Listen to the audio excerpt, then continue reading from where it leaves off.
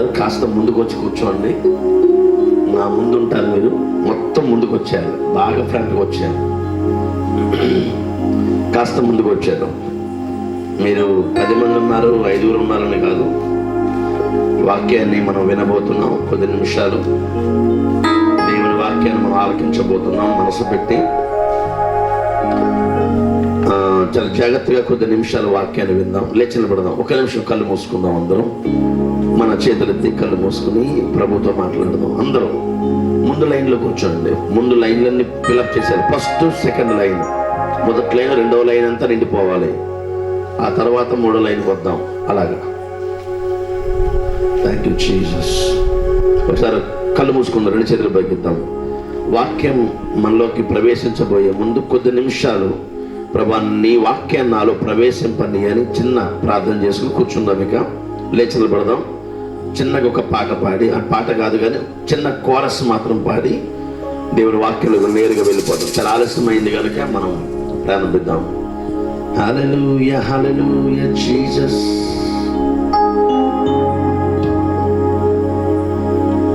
నీ వాక్యమే నన్ను బ్రతికించేది, నా బాధలలో నెమ్మదినిచ్చేది. నీ వాక్యమే నన్ను బ్రతికించేది, నా బాధలలో నెమ్మదినిచ్చేది. నీవు పలికితే నాకు మేలయా, నీవు పలికితే నాకు మేలయా. నీ దర్శనమే నాకు చాలయా, నీ దర్శనమే నాకు చాలయా. నాతో మాట్లాడు ప్రభువా, నీవే మాట్లాడుమయ్యా. నాతో మాట్లాడు ప్రభువా, నీవే మాట్లాడుమయ్యా. నీవు పలికితే నాకు మేలయా. పడదాం. నీవు పలికితే నాకు మేలయా. నీ దర్శనమే నాకు చాలయా, ఈ దర్శనమే నాకు చాలయా. నాతో మాట్లాడు ప్రభువా, నీవే మాట్లాడు అయ్యా. పడదాం. నాతో మాట్లాడు ప్రభువా, నీవే మాట్లాడు అయ్యా. నీ వాక్యమే స్వస్థత కలిగించేది, నా బాధలలో నెమ్మదినిచ్చేది. నీ వాక్యమే స్వస్థత కలిగించేది, నా బాధలలో నెమ్మదినిచ్చేది. నీవు పలికితే నాకు మేలయా, నీవు పలికితే నాకు మేలయా. నీ దర్శనమే నాకు చాలయా, నీ దర్శనమే నాకు చాలయా. నాతో మాట్లాడు ప్రభువా, నీవే మాట్లాడు అయ్యా. పడదాం గట్టిగా. నాతో మాట్లాడు ప్రభువా, నీవే మాట్లాడు అయ్యా. తండ్రి, ఈ రాత్రి మీరు మాతో మాట్లాడి నీ సన్నిధిని మాకు తోడుగా ఉంచమని యేసు నామమున అడుగుచున్నాము తండ్రి. కూర్చుందాం దయచేసి. చాలా సంతోషం. నేను చెప్పాను ముందే, వెనకాల ఉన్నవారు కాస్త ముందుకు వచ్చి కూర్చోండి అని చెప్పాను. దయచేసి మీరు ముందుకు వస్తే బాగుంటుంది. ఇంకా కొంచెం ముందుకు వచ్చేయండి. మొదటి 2-3 లైన్లు అంతా నిండిపోవాలి. చక్కగా ఉంటుంది వినడానికి. మీరు నాకు దగ్గరగా ఉంటారు. కాస్త ముందుకి. మీరు చాలా సంతోషం. దైవజనుడి మాటను చాలా మీరు ప్రేమిస్తున్నారు, విలువిస్తున్నారు. ఇంకా కాస్త ముందుకు వచ్చేద్దాం, ముందు కూర్చుందాం. దగ్గరగా ఉంటే దేవుని వాక్యాన్ని వినడానికి మీకు బాగుంటుంది. ఎందుకంటే బైబిల్ అంటుంది, యేసుక్రీస్తు వారు ఆయన దేవుని వాక్యాన్ని ప్రకటిస్తున్నప్పుడు ఆయనకు దగ్గరగా ఉన్న వారిలో ఎక్కువగా యోహాను అనే శిష్యుడు రొమ్మున ఆనుకొనబడిన వాడు అని పేరు పొందినవాడు. అందుకే యేసు మనసు, యేసు హృదయం అతనికి అర్థమైంది. గమనించండి, దేవుని వాక్యాన్ని కొద్ది నిమిషాలు మీతో మాట్లాడడానికి ఇష్టపడుతున్నాను. చాలా ఆలస్యమైంది. యాక్చువల్గా ఇప్పటికి ముగిద్దాం అనుకున్నాం, ముగించే టైం ఇది. ఏదేమైనా దేవుడు మరొక అవకాశం మనకి ఇచ్చారు. చిన్న విషయాన్ని మీతో నేను పంచుకుంటాను. కాసేపు అందరు కూర్చోవాలి. మీ మొబైల్ ఫోన్ ఆఫ్ చేస్తే వాక్యం మీలోకి వెళ్తుంది. నాకున్న మనస్తత్వం ఏంటంటే, ఒక్కరికి సువార్త చెప్తాను, 40,000 మందిలో దేవుని వాక్యాన్ని అందించాను నేను. సో నాకు 1200 సంఘాలు ఉన్నాయి. దాన్ని బట్టి గర్వించను. ఒకరికైనా సువార్త చెప్పే మనసు నాకు ఉంది, యేసు చెప్పాడు కనుక.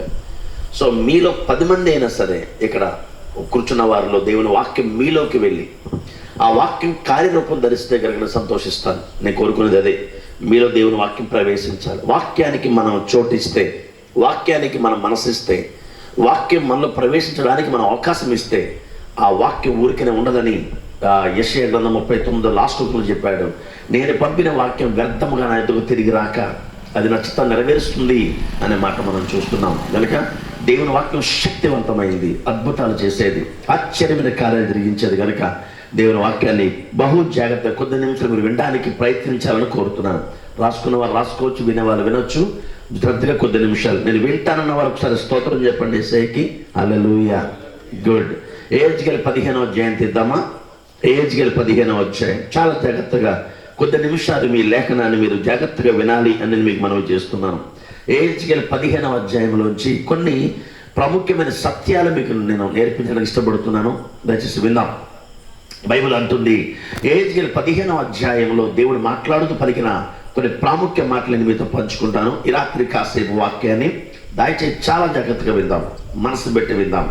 వాక్యం మనలో కార్యసిద్ధి కలుగు చేస్తుంది. బైబిల్ అంటుంది, యెహెజ్కేలు గ్రంథంలో కనిపించే విచిత్రమైన మాట, ఏ పుస్తకంలో కనిపించిన మాట ఏమిటంటే, దేవుడు పదే పదే యెహెజ్కేలుతో మాట్లాడుతున్న సంభాషణ ఆయన మాట్లాడడం ప్రారంభించినప్పుడు నరపుత్రుడా అంటూ ప్రారంభిస్తాడు. చాలా విచిత్రం అనిపిస్తుంటుంది మనకి. అన్ని గ్రంథాల్లో, అన్ని విషయాల్లో కూడా దేవుడు ఇర్మియాతో మాట్లాడుతున్నప్పుడు కానీ, లేక యెషయాతో మాట్లాడుతున్నప్పుడు కానీ, ఇతర ప్రవక్తలతో మాట్లాడుతున్నప్పుడు కానీ దానియేలు అని పిలిచాడు, యెషయా అని పిలిచాడు తప్ప. కానీ యెహెజ్కేలు గ్రంథంలో మాత్రం దేవుడు పదే పదే యెహెజ్కేలును నరపుత్రుడా అని పిలవడం మనం చూస్తూ ఉంటాం. అలా ఎందుకంటారు అని అడిగితే, అలా దేవుడు పిలవడానికి కారణం ఏమిటి అంటే, ఇతర ప్రవక్తలందరికీ లేని గొప్ప ప్రత్యక్షత యెహెజ్కేలుకు ఉంది. జాగ్రత్తగా వినాలి. ఏ ప్రవక్తకు లేని గొప్ప విషయం యెహెజ్కేలు దగ్గర ఉంది. ఎందుకో తెలుసా? యెహెజ్కేలు సుమారు 38 సంవత్సరాలు బబులోను చెరలో బానిసగా ఉన్నాడు. ఆ వాగు దగ్గర నిలబడి ప్రార్థన చేయడం నేర్చుకున్నాడు. గమనించాలి. ప్రభువుతో అతడు గడుపుతూ, ప్రభుత్వ సహవాసం చేస్తూ 38 సంవత్సరాల అనుభవం అతనికి ప్రార్థనలో. ప్రార్థన వీరుడు అని మనం చెప్పొచ్చు.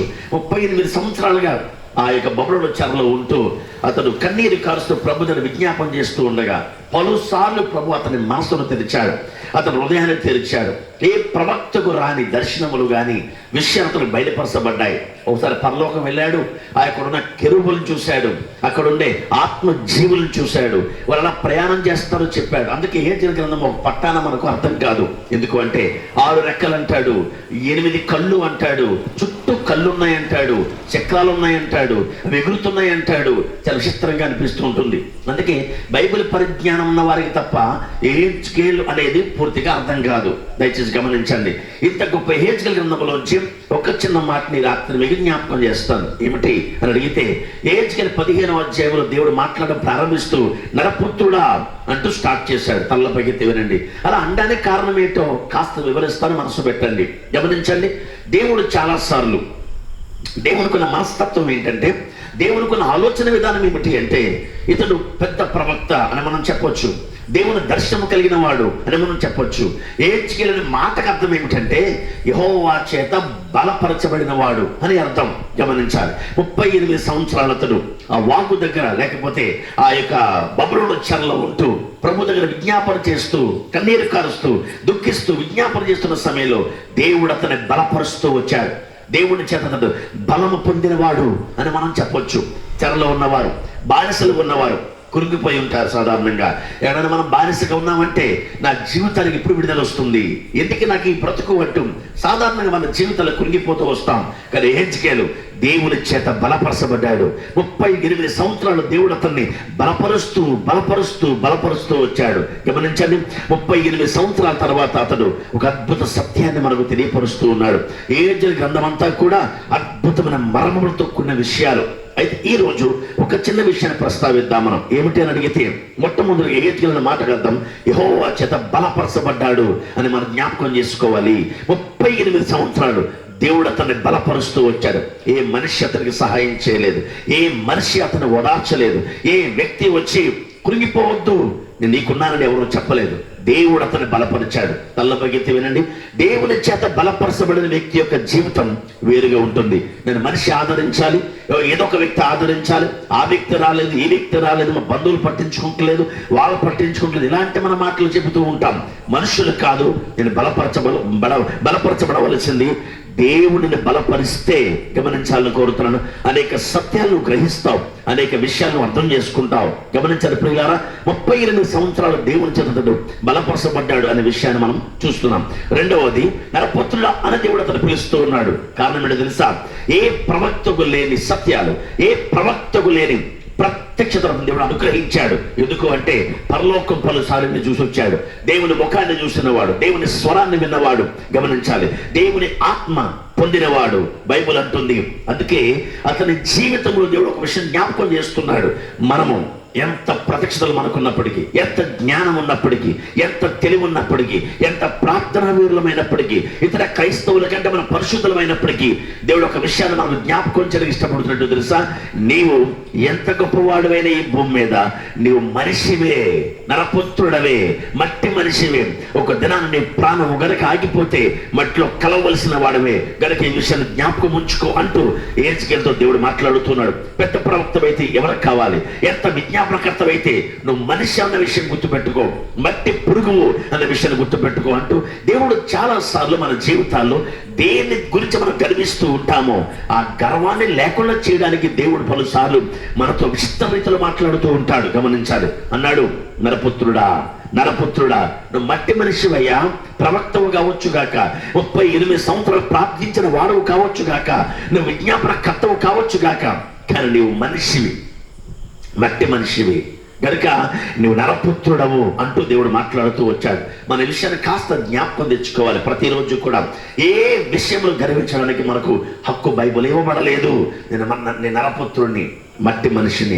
ఇప్పుడు కన్ను మూస్తే నా శరీరం పాతి పెట్టబడుతుంది, అయినప్పటికీ కూడా నేను ప్రభుత్వం నడవాలి, దేవుని చేత బలపరచబడాలి అనే దృక్పథం, ఆలోచన మన జీవితాల్లో ఉండడానికి దేవుడు బైబిల్లో కొన్ని సంఘటనలు ప్రభు రాస్తూ వచ్చాడు. గమనించాలి. ఈ 15వ అధ్యాయాన్ని మనం కాస్త ముందుకెళ్ళగలిగితే దేవుడు మాట్లాడుతూ అంటాడు, నరపుత్రుడా అంటే ఒక విషయాన్ని మాట్లాడాడు అక్కడ. ఏమిటని అడిగితే, ద్రాక్ష చెట్టు కర్ర, అడవి చెట్లలో ఉన్న ద్రాక్ష చెట్టు కర్ర.